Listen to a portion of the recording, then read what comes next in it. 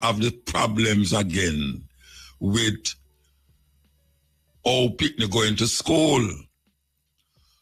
But I want to say something different now, which is something where affect a whole heap of parents and them children. The school them have to know and understand, say, Jamaica is not a monolithic society anymore as it comes to religion. It's not one religion run Jamaica again.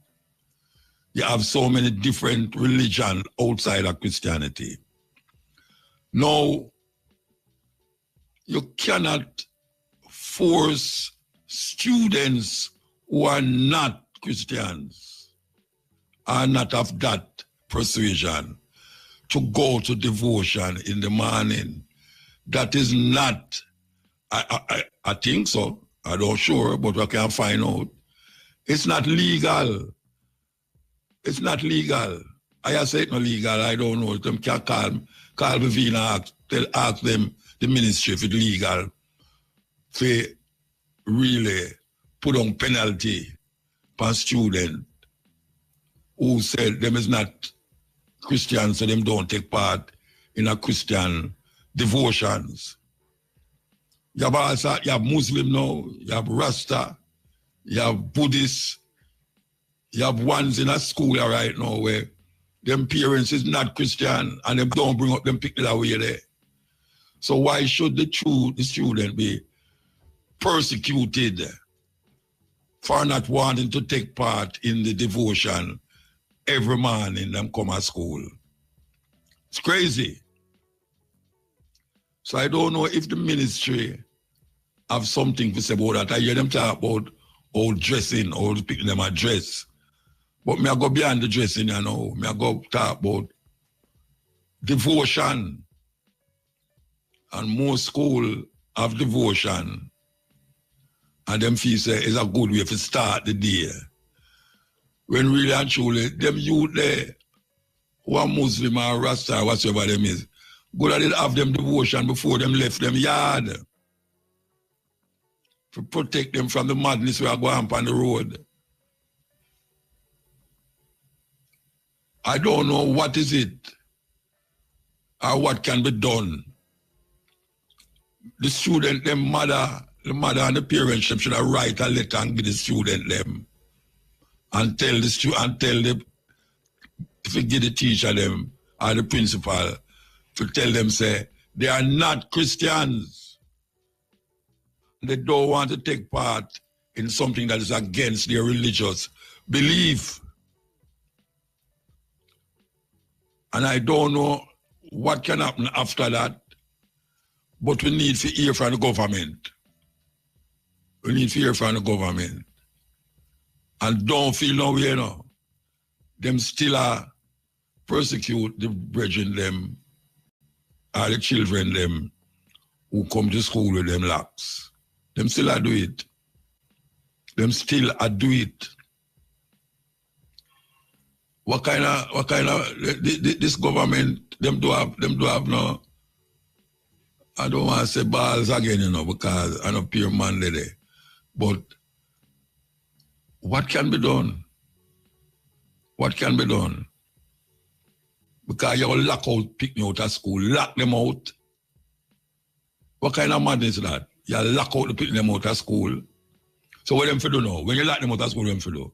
Run up and down on the road, I go look them friend, them bad man friend. I go gamble, I go smoke, I go drink. And you lock the gate for the student them. It's madness. It's madness. And we can't keep going through this every school term, every change at school. You hear say something will go wrong as it relates to what they decide as discipline and take disciplinary action against the student them. You lock them out of school, you force them to go have devotion. You know, them thing they, we don't have no legal rights. We're going to take a break and come forward. Break time. The NHT has boosted... She used to go to Mount Alvernia in a Montego Bay. Mount Alvernia. And she never come home to me yet and tell me, say, the teacher said she can't come to school with her locks. And she locks when she born. And she got Mount Alvernia, one Roman Catholic school that. Now, my other daughter, she got Woolmers. And I cannot remember her coming home and say, the teacher said she can't go back to school because she have locks. So what is it that is happening now that these teachers and maybe principals take it up on them head now for talk about, I mean, you have to be properly groomed, but you have to define what is properly groomed. You can't tell me, say, somebody here who grow naturally, where his nature grow it or it's supposed to grow. You are telling me, you know, say, it not groom properly. You are telling me, you know, say, because a student is Rasta, and them parents bring them up as Rasta, or Muslim, or the other sector religion where they about. You're going to tell me, you know, say, you're going to lock them out because them not take no devotion. I see the Prime Minister 7 days and them work on Saturday. I don't understand that. Governor General a 7 days. When them just sit down at them yard and door, lock off them TV, lock them window, and stay in there till Saturday, till Sunday morning, Saturday morning. Who's deciding these things? A mother obviously try them best to make them children go to school decently, following the rules, like, you know, your clothes well put together, your shoes shine and all them something there, you know. And then, yeah, you say you get locked out because your shoes reach your ankle. How do people come from WhatsApp? So your family abroad bring her shoes for you. And because it little higher, it black, you know, and well shine, and it little higher than the normal shoes. You gotta tell me, you know, say, the picnic is not properly attired. What the hell is going on in Jamaica? You lock out a student out of school because the shoes where them have on reach them ankle. I don't know if an ankle it reach it up. Because that's so weird. It's who them people there. Who them people there do them something there. Who them people there do them something there. So where you want the picnic for the now? The mother gone to work. The mother thinks that the picnic there at school. You lock out the picnic not gone to school. The picnic have to find something else to do. On the road, I got them friend yard go to madness and craziness. More than like them about a little boyfriend on the corner, you know, them going to have sex with and all them something there. What I deal with? What are not dealing with? What is properly dressed? What is groomed? When you say groom, what you talk about? When somebody here is groomed, properly groomed. Pick that go school. So much Jamaica, you know, we are go school, a certain uptown school, and them here long. And as Rasta go to school now with them here, you tell them, say, it is not acceptable because it would have junjo and lice and all them something there. And you attack the religion of the student. And now you lock out the student them out of school. I know you're not ball want to the Minister of Education or the Ministry of Education. Them don't know that I go on still. They must know, I know me first bring up that have come up from how long it have come up. And it not solve. It not solve. You buy your shoes, you buy your this, you make sure the people properly dressed, go to school and all them way there. And now you tell them, say, you have to lock them out. Because them is not properly attired. So I tell you, you know, say colonialism play a thing pan where we're rough. Yeah, man, colonialism is part of the madness. And now you have some neo-colonialists, Christian-minded. Now I left that out. Because most of them in the school, if you go to school, you can see them go to church every Sunday. Every Sunday them go to church. And them have to find something for wear every Sunday. Some of them can't wear about the same clothes that them go last week Sunday, you know, because them afraid Sister Agnesha see them and tell them, say, oh my God, you wear about the same clothes that you wear last week? Oh my gosh, man. Eh? What I deal with? Minister of Education, Ministry of Education.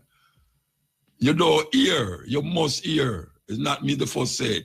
You don't hear, so them a lock out, they put them out of school. What you going to do about it? Anybody who know the Minister of Education and not listen to me, go tell the Minister of Education and say, Muta, I raise hell, but how them a lock out, they put them out of school.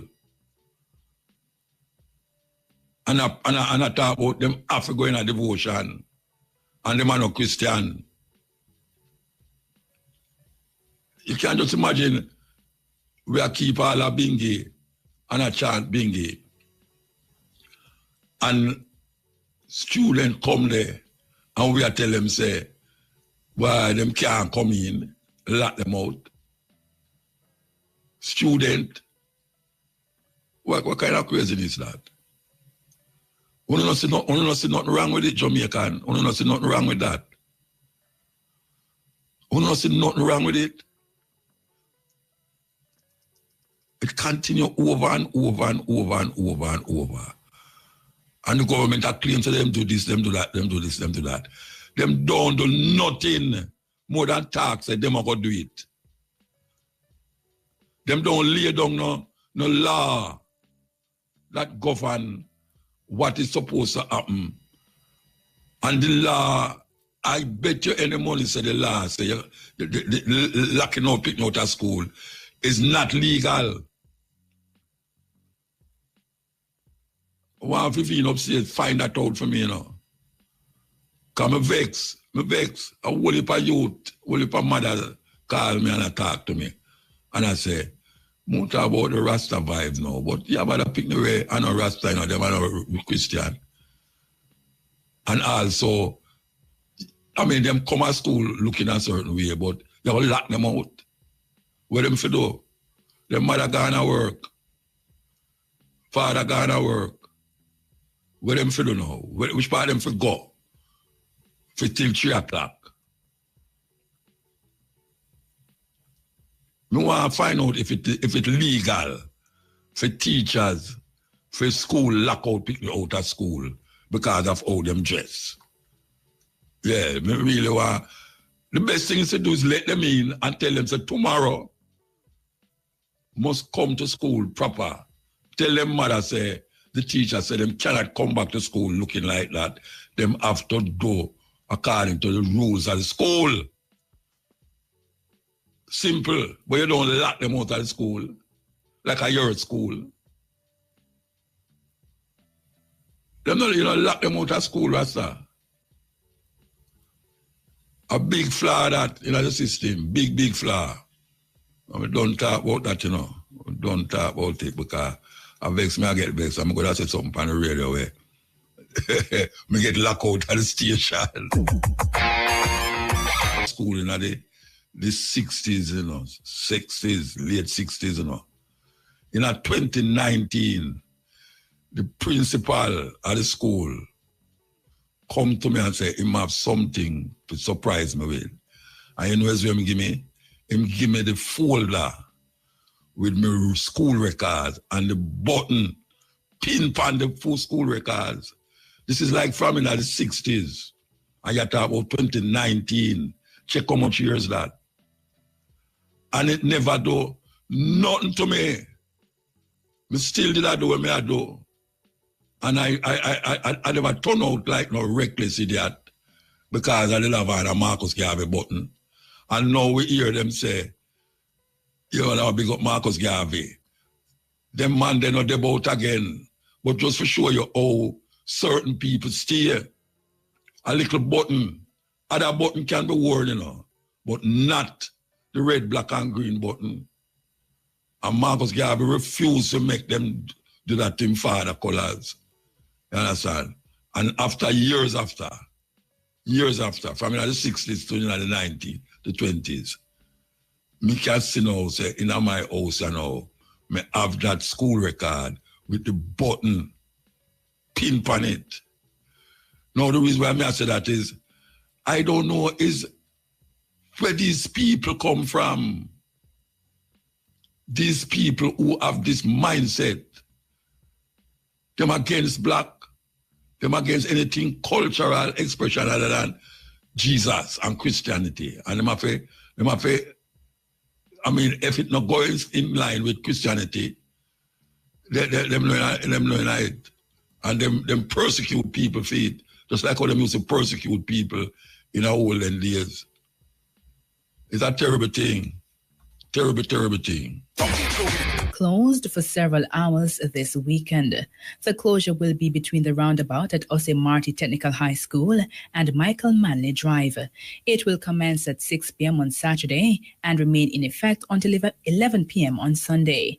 The National Works Agency says the works will see a damaged culvert being removed and replaced. During the closure, motorists are urged to use alternative routes and observe the instructions of flag persons and posted signs. People's National Party President Mark Golding is expected to continue serving as the opposition leader following the September 3 general election. This as 27 of the party's 28 members of parliament elect have signed a letter to the Governor General confirming their support for Mr. Golding to continue in the leadership role. Mr. Golding made the announcement during a press conference this morning. He said one person is overseas and was unable to sign. Mr. Golding also assured that the opposition will hold the government to account. Meantime, the Jamaica Labour Party, which won the election with 35 seats, is holding a press conference this afternoon on matters arising following the conclusion of the general election. In news overseas, the FBI has released images of a person of interest in the fatal shooting of Charlie Kirk in the United States yesterday. It has also offered a $100,000 reward for information on the incident. Kirk, an ally of President Donald Trump, was shot at a university in Utah. Officials say the suspect appears to be of college age and fled into a neighborhood. The killer is still at large, but a high-powered rifle has been found in nearby woods. Earlier, 2 people questioned by police were released. Finally, South Sudan's first vice president, Riek Machar, has been charged with murder, treason, and crimes against humanity in a move that some fear could reignite the country's civil war. Justice Minister Joseph Ging Atkech said the charges against Machar relate to an attack in March by a militia allegedly linked to the vice president. The roads leading to Machar's house in the capital, Juba, have been blocked by tanks and soldiers. Forces loyal to Machar fought a 5-year civil war against those backing President Salva Kiir until a 2018 peace deal ended the fighting in the world's newest country. Those were the local and international headlines. Good day with you, man. Don't worry yourself. Good day with you. We'll go back to this tune now. We will play now. Yeah. Man will have police and soldier for 4 hours. May I tell you? I guess I'm a whole soldier, though, you know. As a matter of fact, I hear him get deported from Canada 2 times. 2 times get deported. What kind of gun them have in other houses, so? And how much bullet? 4 hours. That sounds like some movie business started. Believe you me. Yeah, it sounds like some movie. Because I don't understand how one man can hold off the Jamaica Constabulary Force for 4 hours. I don't hear what him do yet. I just hear some simple little thing him do, you know. Well, not simple, but weird thing him do. And kill people. But the man, him dangerous, Rasta. Him dangerous, man. Yeah. Anyway, film life gone. As me I tell you, say, no man who hold gun pan police again. Nah go no court. I tell you that. No man who hold gun pan police a go no court. 6'6". Him gone. So I tell the people them that I keep reminding them, you know.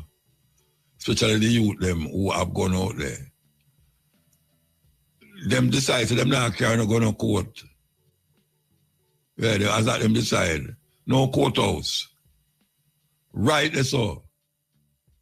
If you not try a thing, all when you come out and hold up on the hand, you will get killed because when they don't shoot out the place already. Yeah, so we just make them know that. Don't challenge the police. Don't challenge the police. You're committing, it's almost like you're committing suicide. Because right now, them in a nothing with no gunman. But them go handcuff and carrying. Carrying where? That done with. We take delight, pleasure in getting most of our products from Jamaica. On a weekly basis, we get yam, we get banana, we get jackfruit, we get guineas now. We get almost anything that is allowed to come here. And we love the fact that we have roughly about 20 Jamaicans supplying us with goods. But we have been facing some situation where certain people take a deposit and refuse to give the money. Well, most of our people in Jamaica are people who are struggling. So when we buy products from them, we try to work with them by giving them the money up front as a deposit and count on their honesty to be able to get the products to us. To be honest, most of the poor people, them live up to it because we let them know this is Marcus Garvey philosophy, and we send the monies to them on a weekly basis, sometimes $6,000, sometimes $12,000, sometimes $20,000 we send. And that is US that is US. Yes, US dollars. Every week we're sending that money. We have some larger companies that when we buy Ackee, we will pay like $100,000 for a container of Ackee. So last year, November, we reached out to a seller of Ackee, and he promised us that he has 1,000 cases of Ackees in his warehouse. And for me to send him $50,000 US as a deposit. As I said, I was doing business with most of my Jamaican regular people, and they were honest. They get the products to me. On this account now, this man promised me the Ackee, and he didn't come true. December come, no Ackee. January come, no Ackee. It just keep going. February, and he keeps making promises to get the Ackees to us. Now we are out $50,000. So some of my board of directors, they're telling us anything we're buying from Jamaica, do not send any deposit to anybody else anymore. But what that does, Muta, it hurts the regular man who doesn't have the money up front. Hold on. I could go back to this man where you talk about. All right. So why him don't send the thing then? What him say? Okay. At first, when I contacted him in December, he said the Ackee he had in stock, he used them. And then he's going to get them to me in January. Wow. He sold them to somebody else. Okay. Then by January... with your deposit for Ackee them, him sell the Ackee to somebody who You're Akib saying then, that you say? Yeah, most likely the Aki that he promised me. Maybe he promised me and he didn't have it. But all I know, once he promised me, in good faith, I send the money. And but he received it, and he has been making me promises ever since. And it becomes very difficult because now we reach a stage where my company don't want to send any more money in advance. The good has suffer for the bad now. Exactly. So we are hoping that if some light is shed on this company, they will at least rethink it and try to do the right thing. You know what I mean? Yeah. Wow. And is the first you do business with him? We had gotten some Akis from him before, but I don't know. Sometimes some people use some method to draw you in, and once you're in, then they make a move like this. Okay. And is the person who you buy the Aki from, them tin the Aki for you, or how it work? Yes, they get the Akis from the farmers and can the Aki. They can the Aki and send it to us. There are just a few companies in Jamaica who have the license to can and export to the USA. That company is one of them. Okay. So that company is one of them. I don't know if I can mention the company's name. No, don't mention it yet. Don't mention it. Well, let me ask you, see? Now that you don't get the product and you have your money, you call the police or whatsoever? Yeah, we call the police, and since May, the police have been dealing with him. And it seemed like not even the police can get him to pay. So I'm looking at all avenues right now. The police said they were going to handle it, but we're still waiting for something to happen. How long the police are handling it? How long the police are handling it? I really contacted the police in May, and I even came down to Jamaica and make the report at the police station and sign the report, and I've been waiting on something to happen. I hear nothing. Time signal. Hold on, Mr. Duncan. I could take a time signal or something. A man who take crops from Jamaica to sell in New York on a big scale. It means like the Walmart for Jamaican crops, farming and thing. You go there, you're amazed to know say that they're there. I mean, Jamaican things, everything Jamaican in terms of food. All right. So you say the police don't make no move, that you say? No, they told me they contacted him a few times, and when they reached out to him, he promised them about 3 times that he's going to get me the products within 2 weeks. And each time the 2 weeks come and the 2 weeks gone. And sometimes we're calling him and he doesn't answer. Like, for example, the last 2 weeks I've been calling both him and his daughter who manage the company, and they're not even answer the phone. So at this point, I said that, go ahead. This are going from December, you say? From November, we gave him the deposit. Then you see, I take too long to go do something about it, Virgin. You take too long, man. You have to take more action. Well, that's how we went to the police, because after he made some excuse that now in January, February, he said that because of the rain or lack of rain, he didn't have any Akis. But I said to him, if you don't have the Akis, then it's okay. Give me Callaloo, because he can't Callaloo, or give me something else. Or if you don't have the thing, then return my money. So you like to get Callaloo and Aki, and him have the money? He hasn't given anything, and he hasn't returned the money.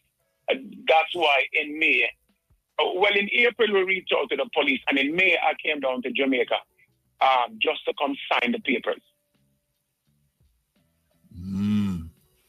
And every time he promised in 2 weeks you'll get something. In 2 weeks you'll get something. But there is an abundant amount of ackee. 3-4 weeks ago, he had an article in the Gleaner stating that he's producing 200 cans of ackees every day. Oh yeah. So if he's producing yes, the article came out in the Gleaner. I could send you the article. That he's producing 200 cans of ackees every single day. He is producing. But my only way is either the police gonna have it or I actually bring it to the media, whether the social media, print media, or the radio, something, and hope that he will just do the right thing, you know? Yeah, all right. So let me ask you, you have other people that do things right now, don't you? You don't stop. No, man. I have some people here, and I have some young people who I buy from, and they count on getting that money from us every single week. So we try to steer with them who we know. But recently I contacted a yam seller to buy a container of yam, and he wanted 25,000 deposit. And we're not really willing to do it because we don't want to take the chance again to lose so much money. Yeah. That terrible, man. It might make it bad for other people. Very bad. I think you should have get on to it faster than we are doing now, though. Trust me. You need to get on to it faster. We're really moving. We're really moving. But as I said, we were trying to see if he would really come through on the promises them he's making. We were just hoping that he would come forward forward and do it. Well, obviously you have to take. You can't wait again because if they will go back in a year, you know, it's like November, 2 months away. So, you know, it will go back in a year since it will go on. Yeah, so you need to take some serious move. That's why we're hoping that people will hear this, and if maybe people who he knows will hear it. He probably is going on like this because he thinks it's a secret and nobody will know. So he has no incentive because he took the money, and I mean the police are trying, but I don't know what else they can do. But I think they need to make. I'm going to unfriend them. Huh? I'm going to unfriend them. Yeah, boy. I don't really know, you know. But I don't really know, but we just don't feel it well because we love Jamaica and we love to do business with Jamaica. And we bring in products from Jamaica every single week. And to be facing this and feeling helpless, I have some people down there who represent me. And when they call him, he doesn't even return the calls. But you see, I'm up to something fishy, man. I'm up to something fishy, man. Near a year, I'm up to something fishy, Virgin. So that's what happened. People like them who are doing these things should be exposed because if they're not exposed, no one will know what they're doing and they will continue doing it. We have given him more than enough chance and time. Yeah. All right. Yes. Yeah, all right. But on a lighter side, all the business are go up there. Why the Jamaican them up there gravitate towards where you do buy up the food them, you know, or it go. Look here, Namuta. Jamaican people come here like crazy, and anything Jamaica from Jamaica they buy. Anything that comes in from Jamaica. Each week we get certain products, and sometimes when we get certain products, within 3-4 days, the products are done. We get green banana from Jamaica, we get St. Mary banana, or we get jackfruit, we get guineas, we get pear. And when people here we have products coming from Jamaica this morning, by this evening, most of it gone. The players. Yes. Yeah. So especially the restaurant, the Jamaican restaurant them. Yes, and the Jamaican restaurants, they come here and they get their supplies. Them pick up them yam, them pick up them banana, because Jamaican people here, them love them green banana, them Jamaican green banana. And we're able to fly them in. The snacks, them love it when they get Jamaican jackfruit. Jamaican jackfruit tastes different from any other jackfruit out there.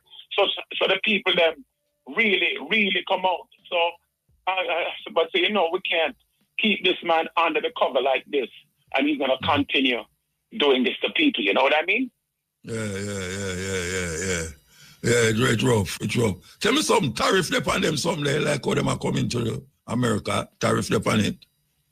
Yes, so to be honest, recently we have a tariff on the products coming in, so the products are a little bit more expensive right now because the tariff that we have to pay. Yeah.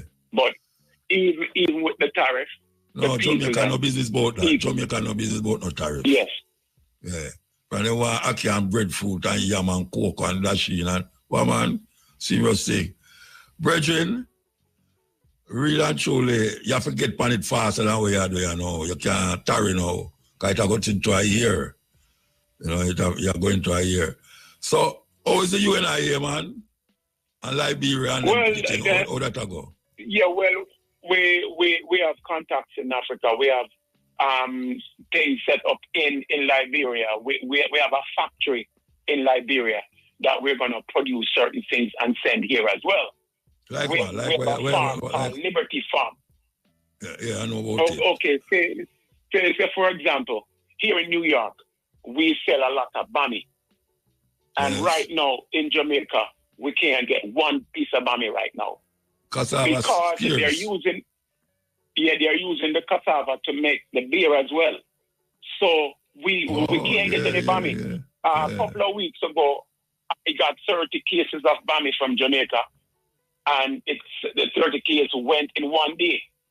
Okay. So what we're going to do, there's a lot of cassava in Liberia. Yes. So we're planting cassava there. We have a farm there named Liberty Farm, as Mr. Garvey had spoken about 100 years ago. So we have the Liberty Farm there. We're growing cassava and many other produce, and we're gonna produce bami in Liberia and send them here.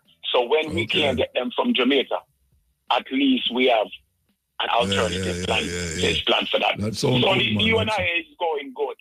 And we're doing the work of the Honorable Marcus Garvey. Give thanks to hear that. Okay, well, we really give thanks to hear your voice. And as I say, I hope you get onto this thing quick. Because, you know, it could have wear you down to the point where you say you can't bother.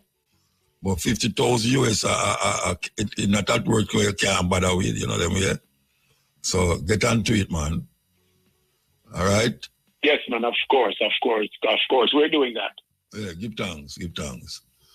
Okay, that was Michael Duncan, the president of the UNI here, and as you hear me talk about him take things from Jamaica, food crops, carry go to New York, and supply a whole heap of the, I can't vouch for it, a whole heap of the supermarket, because when I did up there, I will go in there, not supermarket, restaurant, whole heap of Jamaican restaurant, flock to him, forget the thing them straight from Jamaica. Yeah, and Aki is one of them things they were, oh, trust me, man, Jamaican, nah, give up that, okay, with them there. You know, I mean, I tell you, when you're there, New York, not even New York, all of California, them places, if you want to know much about Tina Aki. I tell you, say, the Tina Aki have some liquid in there, you know. When you throw the liquid in there, and you look, you actually weird on the bottom of the tin, you know. Me and Mama, I eat not Aki out of the tin, I see him, you know. I eat Aki out of the tin, but Jamaican suck up that. Yes. Aki, what? There's enough money, you know. I'm going to the supermarket in my virgin, you know, and $12 for one tin, you know. $12 US for a tin of Aki. I mean, also the tin in there. It don't have a dozen Aki in there. I tell you, It don't have a dozen Aki in them. I know that as a fact. Because I see him throw it out of the tin. I know say, what come out of that tin there is not a dozen Aki. And at $12 I'm pay for it. For the tin. Okay, so you must know where I go on. But Jamaican people no business with that. Jamaican people no business. Could have all $50 them a do here. You understand? So, yeah man, I just saw it there. We want to stand by, for the lawyer, People's Court. We have to get Sarah Elizabeth Cardinal. We're supposed to have her, so we're going to wait until the 4 o'clock hour and we talk about paternity fraud. Hey, a jacket, they really want to say, a jacket. Call it what it is in Jamaica, man. Most of it about jacket, what you can do when you get a jacket. You understand? And if your name not depend on the birth certificate and all these things, we're going to tackle that. So, yeah, man.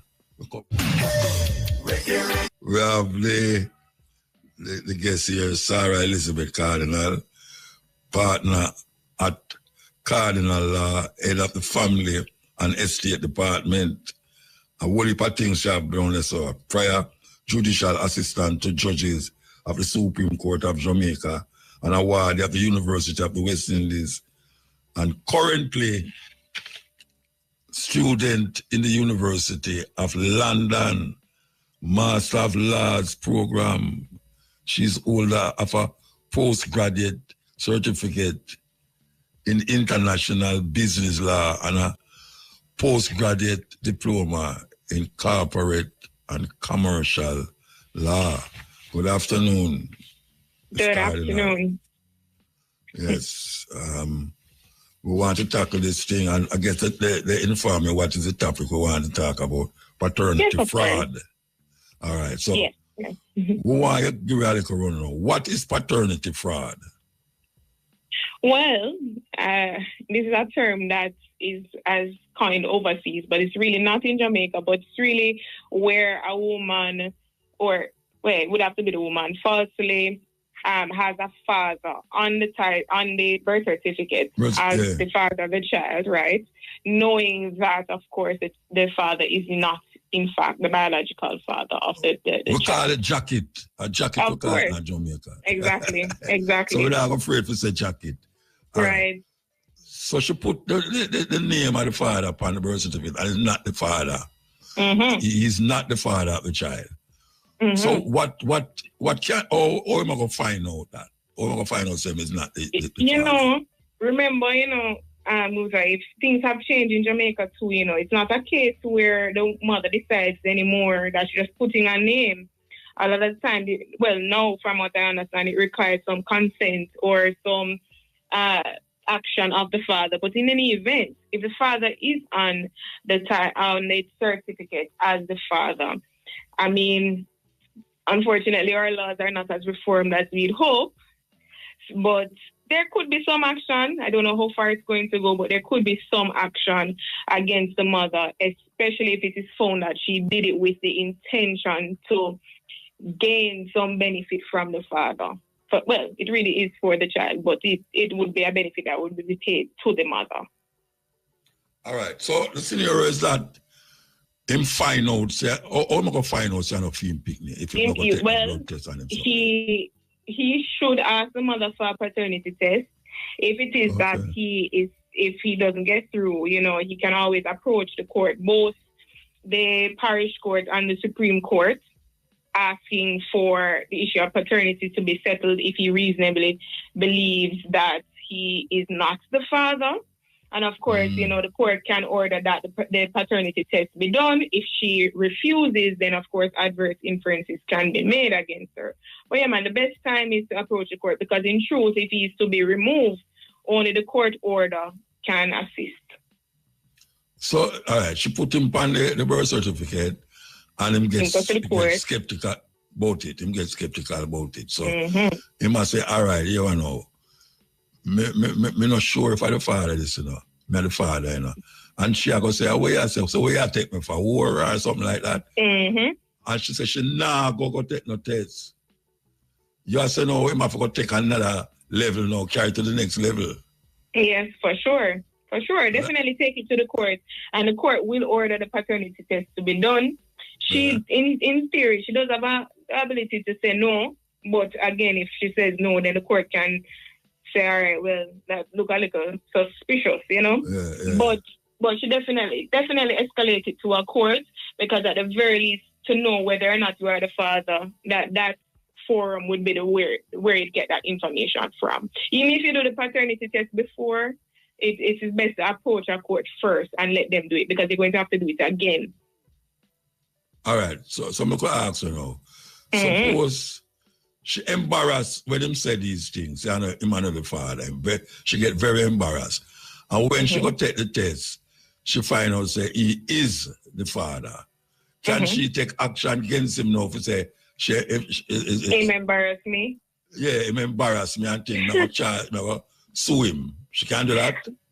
Same with the father. If he finds out he's not the father and he feel embarrassed, the problem is that emotional distress has to be a certain level of impact on the person, whether it be the mother or the father feel like they've been embarrassed, because it must be that it affects you to the point where a psychologist or a therapist has to say, okay, you know, him can't sleep, him losing his quality of life, so on and so forth. No, but we're not talking about the father, no, you know. We're talking about the mother. No, but even with the mother. Yeah, man, even with the mother. So even if if the mother you feel like his style or it will have to be the point where it actually seriously impacts her, where a psychologist can say, all right, him can confirm to the court, or they can confirm to the court that the mother has seriously been affected. Yeah, like she if it's walking not at to the that community. level, it's not going any further. So if she walking at the community and people are saying, hey, girl, you get a man jacket, you know, move from here and go and all them something. That could have got a psychological problem, don't it? Right, exactly. But it have to be, it can't be just she saying it. It will have to be she a have to go to the professional. doctor. Exactly. Exactly. And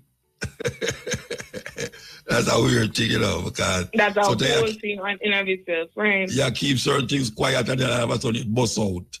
Because maybe none of them never wanted knowing, but the two of them, you know. But given the circumstance, it busts out. All right. So carry me through how a person deal with it, like in terms of lawfully.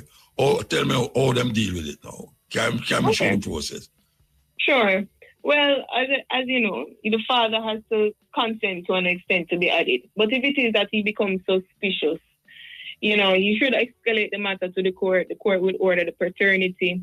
And if it is found that he's not the father, the court will simply make an order to tell that the registrar down at RGD has to remove his name. Now, the distress and the compensation is another thing. I don't know if we reach there in arguments.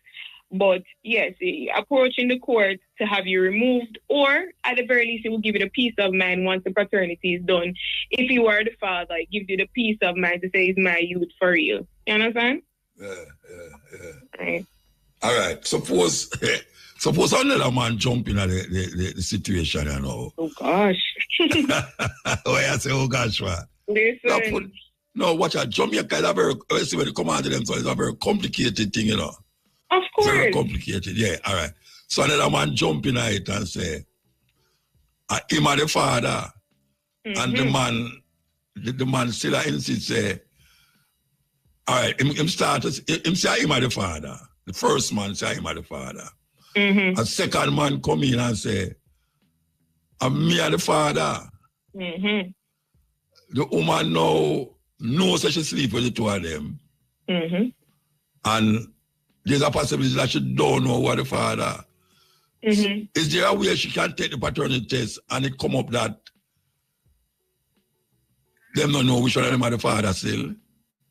Yes, of course, because if you do a paternity and they consent to do it, even if it's outside the court and none of them are the father, then you should have to figure it out. It can be a case because there clearly is a third person she's not mentioning at that point. Because if none of them are the father, somebody must be the father. I don't know how many Marys we have, but I only know of one. I said maybe it's a virgin birth. But, right? All right, so the two of them, The two of them is a problem. The two men, them is a problem then. Mm-hmm. Yeah. Just hopefully none of them are on the birth certificate, because if none of them are on the birth, if one of them is on the birth certificate, they'd want to make the effort to get themselves removed if none of them are the father. So if none of them are the father, no. All right. Suppose the one who, the second man decides, say, all right, he's going to take the responsibility for the child. And the man say, all right, I can forget about it. I'm going to take responsibility for the child. How them work that out? That is two of them are going to say no, they're going to take responsibility for the child, even though it, or that's going to work out at the court. Well, if he consents to being the father, in the sense of he's the father as the child is a child of the family, it would be similar, liability as a father. But it would be better if possibly he gets some sort of adoption or some sort of order from the court. Right. Either try to adopt the child or at least get an order confirming that the father is also an equal guardian. Something that would confirm that he has the true responsibility. Because he can say today in a moot and tomorrow him change your mind. So if you want to be bound... No, wait there. I think you missed what I asked. Come on. The two man them is not the father. But because them know the woman so long and them they sleep with her and ray. Oh, so the two man want to take care of the child? Yeah, the two of them are decide, all right. Them now about shun her, them about take care of the people. How them work that out in our court? All right, you're asking the court to do more than it's capable of. The judge would say, well, this sounds like you guys have an agreement without me. You don't need me any further, because that can't be done. It wouldn't be able to go that far. Other than possibly legal guardianship, but even then, I know that would be a difficult matter for a judge. So you can have your own informal agreement amongst yourselves, but the judge would say, the door is right there. I think you guys have all finished what you needed from me at that point. Yeah. All right. The person married. The marriage bring this child out where it's not for the husband child. Is there a difference of how them work at all? If it was a common law versus a married law, is there a difference? Well, sort of. You see, when you are born of a married union, there's a presumption that the child is in fact, the father's child. In our common law, there's no such presumption. It's not assumed. So when you are married, it's automatically assumed that the child is of the marriage, that both persons in the marriage are the biological parents.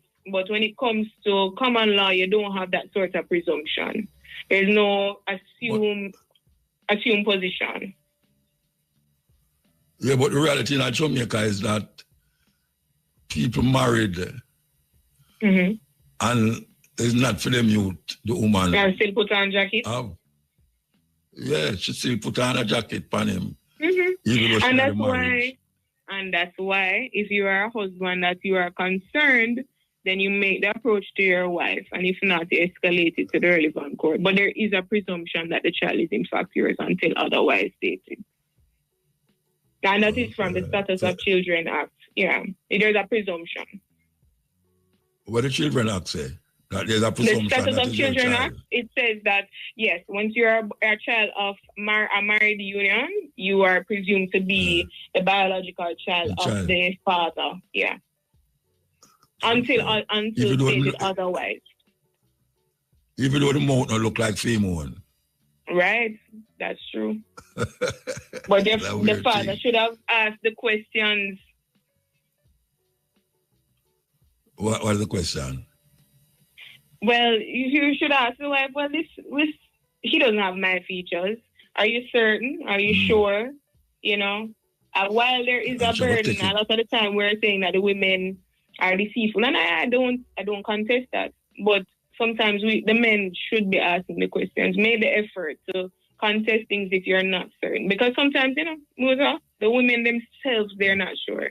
And they're trying to go on the calendar and count, and they're just guessing. When you're not sure, ask the questions. Yeah. And then they linger, and she did a go on like. Exactly. So really and truly, you can't tell me like in a Jamaica, what is the percentage of this thing come up in a court, like per year, with a jacket? What the percentage? Because they say, I will leave by the man, them get jacket. Boy, let me tell you, I wouldn't know if they have that statistic, but what I can say is I'm a regular at the family court, and I can say I see a lot of them. I see a lot of those type of applications being made, because a lot of the times women will ask for maintenance, and always remember men too.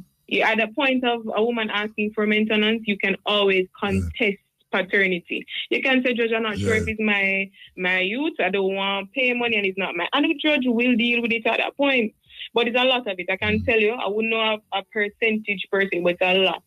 It's unfortunate, but it's I can sure it's at least probably 40 to 50 or more in terms of guesstimation. I am told that there's a large amount of that jacket business going on in Jamaica. A whole heap of man walk around the place and I wear a jacket. As a matter of fact, I wear the whole suit. Mm-hmm. So anyway, we're going to take a break and come forward. We're going to take a break. Of course. Cardinal. So I want to bring a scenario to you, right? Hello? Hi, I'm here. Yeah, I want to bring something to you. All right. A man and a woman married with a youth, right? And the man accept the youth as part of the marriage, said the two of them, a female youth and a woman. And one, like, let me tell you, 12, maybe 15 years, I take care of the youth in the marriage. And one day a man turn up from foreign and say, oh, my child, oh, my youth, they must be big now. And he might talk about the youth of the man I take care of for 15 years. And him say a female youth, the man just confirmed say a female youth. How long before you can come and say a female youth and get the youth back? I don't think there is a timeline, to be honest, because in all honesty, as I mentioned to you, it really would be something that you'd be escalating to a court. So I don't recall there ever being any statutory limitation when it comes to something like this. So if you want to advance it as long as the person is, well, even then, even after the child turns 18, you can still bring it. It's just that you would bring it against the child rather than the mother. But there, I don't believe you there bring is what any against the child? Wait, hold on. Bring what against the child? The court case. So as I said, you escalate it to the court. So you basically be saying to the child, even if after 18 you be saying to the child, I believe myself to be a father. But there is no limitation. There's no limitation. But you know, so them saying they can cause machete for draw and gun for draw and all that. Of course. I tell you. Musa, you said can as if it hasn't happened already. A whole heap of that, you say a whole heap of that happen? I'm sure. I don't doubt it. If I've seen it in my, 6 years of practice, I'm sure it has happened many times. If I've seen it, I believe. Yeah. It kind of funny if a man come from foreign and realize him youth, a female youth, and he might have to go through all certain things, and him go down and get the youth. And family matters generally. The people find that they're more emotional than a regular suing someone for some money that they owe you. It's a lot more emotional. I know. Yeah. Especially distressing at the very least. So, yes. All right. So, we could go over where we are talking about now. We'll go over paternity fraud. And you said paternity fraud is? Essentially, intentionally having a man registered as the father, the biological father of a child, knowing with certainty that the child does not belong to that particular person. It's not the biological product of that person. And they would know that is what? The man have to go do what? Exactly. That is the question. How are you going to know that is always going to be issue when it comes to paternity fraud, because you would have to know with certainty that she knew. And if she keeps saying she don't know how far you're going to get with it, you know? If she says she genuinely didn't know. A test, she cannot be forced? No. Oh, no?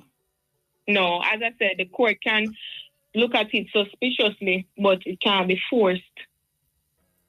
But the man can't take a test, though. Sorry? The man can't take the test. Yeah, he can. And then but it usually requires some consent of the mother. What I think that. But in a case, for instance, if the mother has brought the father to court for maintenance of the child, and the father questions paternity, and the mother is refusing to do the paternity test, I don't know how far her maintenance application is going to go. Yeah. Exactly. Right. After you get big now. Right. Well, we'll leave it at that. The jacket thing is a terrible thing in Jamaica, I believe you. Terribly. Yeah. Well, give thanks, Give thanks for your enlightenment, Really appreciate it. And all the people are listening out there, and they must say they're in the same position we are talking about on the radio now. So we're going to get some help from the law. And don't take it into them hands. Indeed. Choke nobody with because without the law, you still wouldn't get the remedy you want. Or you find yourself behind bars, eh? Yeah, definitely. All right, give thanks. It's Cardinal, give thanks. I appreciate it. Of course, thank you so much for having me. Yeah, man. Take care. Right. Yeah. That was Sarah Elizabeth Cardinal, and she's partner at Cardinal Law, head of the Family and Estate Department. And she have a Willie Parker lays behind her name. And so we're just talking about jacket. Basically, that's what we're talking about, jacket. Enough men have jacket around the place. And some of them are wear the suit with tie and coat and hat and all them something there. Okay, so, yeah, and that's over there. Make we play this. Stage at the University of the West Indies, UWI, this graduation season, as the institution prepares to honor the legendary Marcia Griffiths with the honorary Doctor of Letters.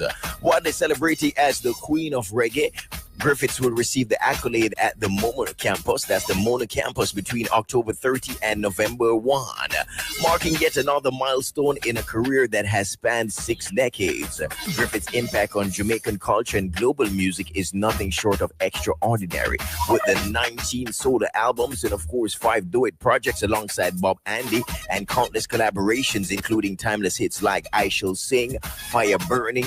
She has demonstrated remarkable versatility. According to UWI, her ability to adapt to changing times has secured her longevity in a competitive industry beyond her artistry. Griffith's recognition as a pioneering woman in reggae has helped shape the narrative of female empowerment in a space once dominated by men. Her national honor speaks volumes about her contribution: the Order of Distinction OD in 1994, promotion to Commander Class in 2014, and most recently the Order of Jamaica OJ in 2023. Now UWI's Doctor of Letters cements her legacy not only as a performer but also as a cultural ambassador whose influence extends well beyond the stage. In announcing the honorary graduates, UWI emphasized on the contributions being celebrated this year, spanning music, agriculture, religion, science, research, and aviation. In all the news, the documentary Bam Bam, Sister Nancy's Story has been selected for the gala screening at the upcoming Trinidad and Tobago Film Festival in September 25. The film celebrates the life and legacy of Jamaican dancehall pioneer Sister Nancy, whose 1982 hit Bam Bam has become one of the most sampled reggae tracks of all time.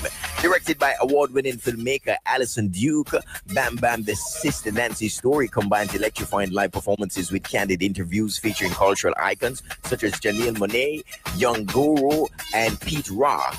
The documentary also delves into rare archival footage of the early dancehall era, providing a powerful and comprehensive portrait of Sister Nancy's influence in both reggae and hip-hop.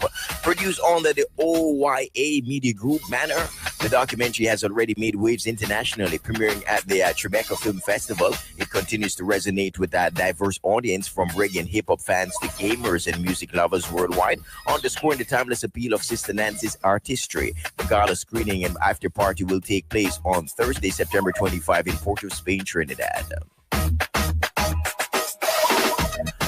The fireman Capitan is showing no signs of slowing down. The artist, of course, affectionately known as King Shango, is preparing to release his highly anticipated album, Heights of Fire, a project he says embodies his relentless and fiery spirit while delivering a message of inspiration and hope. Capitan, who has long balanced his fiery stage presence with messages of upliftment, collaborates with reggae royalty including Stephen Marley, Damien Judagang Marley, blending his signature energy with timeless artistry. Among the standout tracks are Behave Yourself and Red Again, songs that stay true to Capitan's tradition and, of course, social conscious themes. The release marks another milestone in a career spanning more than 3 decades with over 15 studio albums to his name. Capitan has consistently proven himself as one of reggae's most steadfast voices. Songs like Jaja City, Who Dem, and Kuya Kuya establish his place as both a hitmaker and a messenger, with a reputation that the project of Higher or Heights of Fire looks set to reinforce. So we're looking forward for that project from Capleton. Hey, party fans, Joe Closter training rate is up for the 411 and what's popping for this weekend.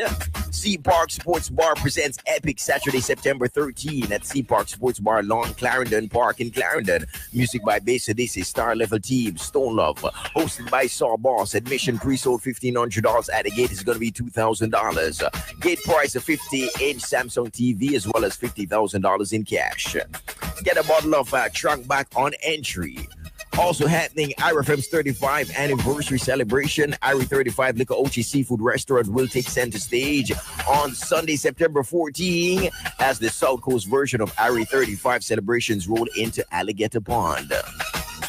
Event begins at 10 a.m. and showtime starts at 3 p.m.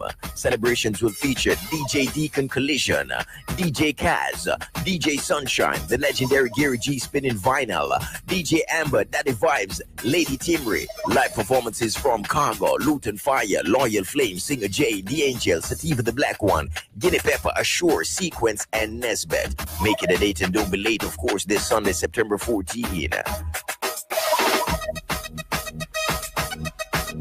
On the international scene, Brooke Hogan is standing by her decision to be removed from Hulk Hogan's will, even though it means she won't get any of her late father's nearly $5 million in assets. Hulk's daughter says she's supported herself through her own hard work, been through tough financial situations in the past, and experienced firsthand that money does not buy happiness. Brooke says money never mattered to her in her relationship with her father. She told TMZ that all she ever wanted was the best for Hulk. She says she didn't want money in return. She wanted his time, honesty, and love.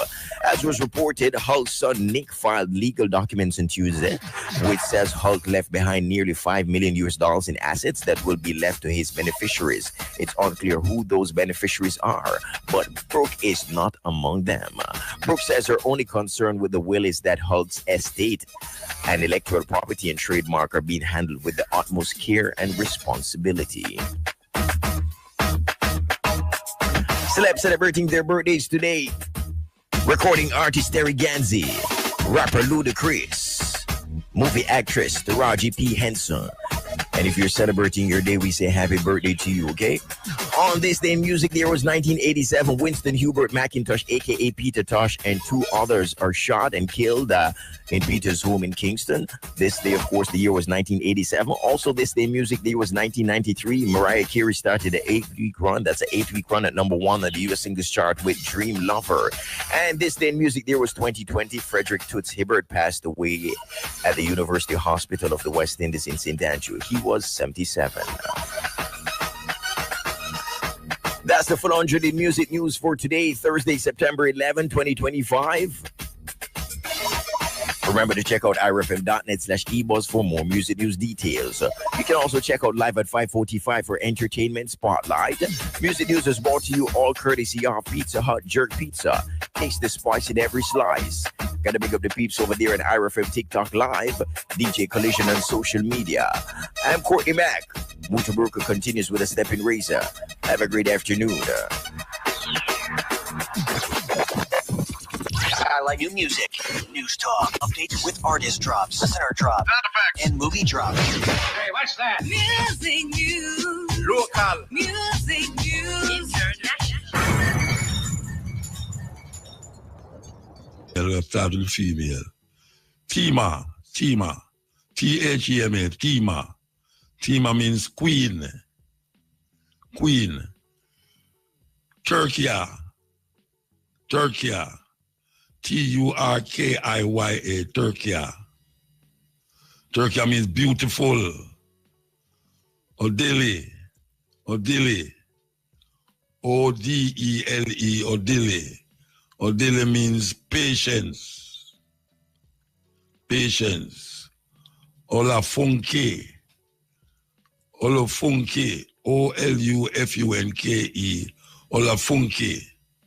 Olafunke means gift from God. Gift from God. So that's Tima, T-H-E-M-A. Tima means queen. Turkiya, Turkiya. Turkiya means beautiful. Odile, Odele. Odile means patience. And Olufunke, Olufunke means gift from God. Male names. Ola, O-L-A, Ola, means wealth or riches. Nkosi, N-K-O-S-I, Nkosi. Nkosi means ruler. Mongo, M-O-N-G-O, Mongo means famous. And Mudada, M-U-D-A-D-A, Mudada means the provider. So that's Ola, O-L-A, means wealth or riches. And Kosi, N-K-O-S-I, and Kosi means ruler. Mongo, M-O-N-G-O, Mongo, means famous. And Mudada, M-U-D-A-D-A, Mudada, means provider. African names. Last night we said, Alan Skill Cole, pass away.